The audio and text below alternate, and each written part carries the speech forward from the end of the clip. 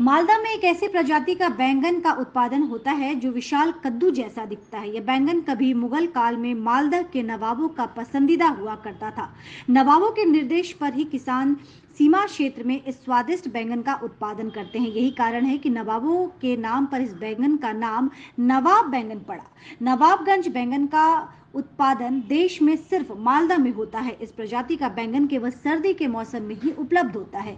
बैंगन का भरता, भुना हुआ बैंगन, तला हुआ बैंगन, बैंगन खसखस, बैंगन की सब्जी सहित विभिन्न तरीकों से इसे लोग पकाकर बैंगन का स्वाद लेते हैं। पड़ोसी जिलों और अन्य राज्यों में कई भोजन प्रेमी इस बैंगन को खरीदने के लिए मालदा आते हैं। नवाबगंज में बैंगन की भारी मांग के कारण इस साल कीमत में भी बढ़ोतरी हुई है। फिलहाल बाजार में मालदा का मशहूर नवाब बैंगन 70 से 100 रुपए प्रति किलो बिक रहा है। ध्यान रहे कि एक बैंगन का वजन कम से कम 800 ग्राम से 2 किलो तक पहुंच जाता है। इस विशाल बैंगन की खेती मुख्य रूप से मालदा जिले के चाचल उपमंडल के पुखुरिया थाना के राजापुर में की जाती है। इसके अलावा पुराने मालदा ब्लॉक के महेश बथानी, गाजोल ब्लॉक के पांडुआ क्षेत्र से सटे गांव में भी खेती की जाती है। इसके अलावा इस प्रकार के बैंगन की खेती अन्य कहीं नहीं की जाती है। पुकुरिया थाना के राजापुर इलाके के नवाबगंज बैंगन किसान रहीम शेख ने कहा कि बैंगन की इस किस्म खेती मालदा में प्राचीन काल से होती है। एक समय था इस बैंगन को केवल नवाब ही खाना पसंद करते थे। कालांतर में राजा महाराजाओं का शासन समाप्त हो गया है, लेकिन आज भी मालदा का नवाबगंज बैंगन विश्व प्रसिद्ध है। अगर सरकार और प्रशासन बैंगन के इस किस्म के उत्पादन को महत्व दे तो कई किसानों की आर्थिक किस्मत बदल सकती है। मालदा जिला बागवानी विभाग के अधिकारी समंत लायक ने कहा कि नवाबगंज में बैंगन उत्पादन के मामले में किसानों को सही समय पर सलाह और समर्थन दिया जा रहा है। बैंगन की इस किस्म की खेती में किसानों की रुचि बढ़ाने के लिए भी आवश्यक पहल की गई है। At Siliguri Model High School, dreams have no boundaries. We nurture creative minds, encouraging experiments. With experienced and trained faculty and best infrastructure, building your child smarter for the future. Ensuring they learn with twinkling eyes. Admission open for 2024-25. এটা ভাটা বেগুন নামে পরিচিত। মানুষ কি বলে? মানুষ তো আমরা ভাটাই বলি, ওই শহরে ফের অন্য কিছু বলে, নবগঞ্জ বলে, কিন্তু আমাদের এখানেই চাষবাস। এটা লাস্ট কত বড় হয় এই বেগুনটা? 1 থেকে 1.5 কিলো। কত বছর ধরে চাষ করছেন? চাষ এই 2 বছর থেকে। যেদিন থেকে গাছ লাগান কবে ফল আছে? কতদিন টাইম লাগে এই বেগুনের? এই বেগুনের টাইম 2 মাস পরে ফল আসে, 2 থেকে 2.5 মাস পরে ফল আসে। এখানে কতজন চাষ করে এরকম? এরকম চাষি এখানে মোটামুটি 20 জন আছে। কি চাইছেন? সরকারের কোনো অনুদান? হ্যাঁ, সরকারি অনুদান হলে ভালো হবে। আপনার নাম? লাল মোহাম্মদ।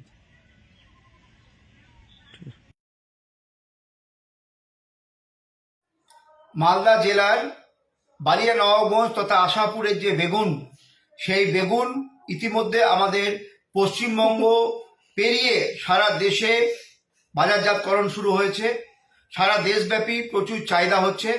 আমরাও চেষ্টা করছি যে এই বালিয়া নবাবগঞ্জের যে বেগুন, এই বেগুন ভারতবর্ষ ছাড়া বাইরের বাজারে কি করে রপ্তানি করা যায়, এবং আমরা আশাবাদী যে এই আমাদের মালদা জেলার যে বালিয়া নবাবগঞ্জ তথা আশাপুরের যে বেগুন, এই বেগুন আমাদের জেলায়, রাজ্যে, দেশে এবং দেশের বাজারেও বাজারজাতকরণ হবে, এবং এতে করে আমাদের যে সমস্ত চাষিরা বেগুন উৎপন্ন করছে তাদের সঙ্গে তাদের দেখাদেখি, তাদেরকে দেখে অন্য চাষিরা উৎসাহিত হবে, এবং এই নবাবগঞ্জ পেরিয়েও গোটা জেলার চাষিরা আস্তে আস্তে এই বেগুন চাষে উদ্বৃত্ত হবে।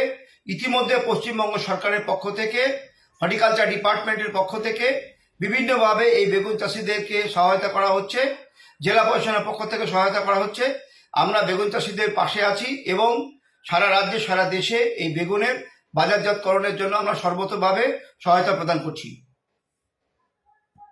মালদাহের নবাবগঞ্জের বেগুন এরা খুব বিখ্যাত এবং মালদা ছাড়া আর কোথাও হয় না। কি তথ্য আছে এই বিষয়ে আপনাদের কাছে? হ্যাঁ, মালদায় বিখ্যাত যে সকল ফসল হয় তার মধ্যে অন্যতম একটা ফসল হলো নবাবগঞ্জের বেগুন। এটা বহু পুরনো দিন থেকে এই বেগুনটা চাষ হয়ে আসছে। এখনও গাজল, ওলমালদা এবং রতুয়া 2 এই 3টে ব্লকে বেশ কিছু গ্রাম পঞ্চায়েতে এবং ভিলেজে এই চাষটা চলছে। এখনো পর্যন্ত আমাদের কাছে যা রেকর্ড আছে প্রায় 200 বিঘার মতো জায়গা জুড়ে এই চাষ হয় এবং মূলত এই বেগুনটা শীতকালে হয় এবং সাইজে এটা খুবই বড়, প্রায় 800 থেকে 2 কেজি পর্যন্ত এই বেগুনের ওজন হয় এবং বেগুনের মধ্যে 300 থেকে 450 সংখ্যক বীজ থাকে, যার ওজন প্রায় 50 গ্রামের মতো বীজের। এবং কৃষকরা সাধারণত এই বেগুনটা নিজেরাই বিচন সংরক্ষণ করে পরবর্তী বছরের জন্য রেখে দেয় এবং বছরের পর বছর এই বেগুন চাষ করে আসছে। এই বেগুন কি আর অন্য কোথাও পাওয়া যায়, বা নবাবগঞ্জের বেগুনের নাম কেন, অন্য কি কোনো নাম নেই এর? হ্যাঁ, এই বেগুনটার অ্যাকচুয়ালি আর অন্য কোনো জায়গাতে এই জাতটা চাষ হয় না, বা করার চেষ্টা করেছে কিন্তু হয়ে ওঠেনি, সফলভাবে হয়নি। এর বৈশিষ্ট্য যেহেতু দেখা গেছে বহু আগের থেকে এই চাষটা কিছু কৃষক করতো এবং ওইখানেই সীমাবদ্ধ থেকেছে। ওখানকার এগ্রোক্লাইমেটিক ভৌগোলিক চারিত্রিক বৈশিষ্ট্য, সয়েলের চারিত্রিক বৈশিষ্ট্যের অ্যাক্লামেটাইজড হওয়ার জন্য এই বেগুনটা ওখানেই হয় এবং ওখানেই করে। কিন্তু যেহেতু এর মানে দিনের পর দিন যখন বছরের পর বছর এই বেগুনটা চাষ হয়, তখন ওদের যে বীজ সংরক্ষণ রেখে দেয় তাতে এর সাইজটা কিন্তু ধীরে ধীরে একটু কমে আসছে। আগে যেটা 2 কেজি পর্যন্ত হতো, এখন এটা ম্যাক্সিমাম 1.5 কেজি পর্যন্ত হচ্ছে। কোনো কোনো ক্ষেত্রে সেটা 1 কেজি 200 গ্রামের মতো দাঁড়াচ্ছে। মানে এর কি আধুনিক পদ্ধতিতে এর চাষের কোনো ব্যবস্থা বা প্রশিক্ষণ কৃষকদের এই বেগুন চাষের এরকম কোনো উদ্যোগ এখন পর্যন্ত নেওয়া হয়েছে সরকারিভাবে? আমাদের দপ্তর food processing industries and horticulture, government of West Bengal, আমরা সর্বতোভাবে চাষিদের পাশে বিভিন্ন আধুনিক যে টেকনিক্স সবজি চাষের জন্য সেগুলো ট্রেনিং দিই এবং সেই ট্রেনিংয়ের মধ্যে বেগুন চাষও একটা পড়ে। এবং প্রথমত আমরা চাষিদের এটাই বলতে চাই, আপনি বেগুন চাষ করুন, লঙ্কা চাষ করুন, টমেটো চাষ করুন বা অন্যান্য ফসল চাষ করুন, সেটা যদি বিজ্ঞানসম্মত পদ্ধতিতে করেন তাহলে দেখা যাবে যে যখন গাছটার ফল এবং ফ্রুটিং আসে সেই অবস্থায় অনেক সময় বেগুনের ক্ষেত্রে বিশেষত গাছ মারা যায়, যেটাকে আমরা এক কথায় উইল্টিং বলি। এইগুলো হবে না যদি আমরা ওই বিচনটা বা বীজটা শোধন করে নিই। অর্থাৎ আমরা ছোট ছোট ছেলে মেয়েদের যেমন টিকাকরণ করি, সিমিলারলি ওই বিচনটাকে যদি সঠিক কেমিক্যালস দিয়ে আমরা শোধন করে নিতে পারি, তারপরে যদি বিচনটা বীজতলাতে ফেলি এবং চারাটা তৈরি করি, তাহলে সেই চারাটা অনেক হেলদি হবে এবং তার থেকে যে বড় গাছ হবে সেটা কিন্তু পুষ্টিকর হেলদি গাছ, যেখান থেকে আমি অনেকটা বেশি ফলন পেতে পারি।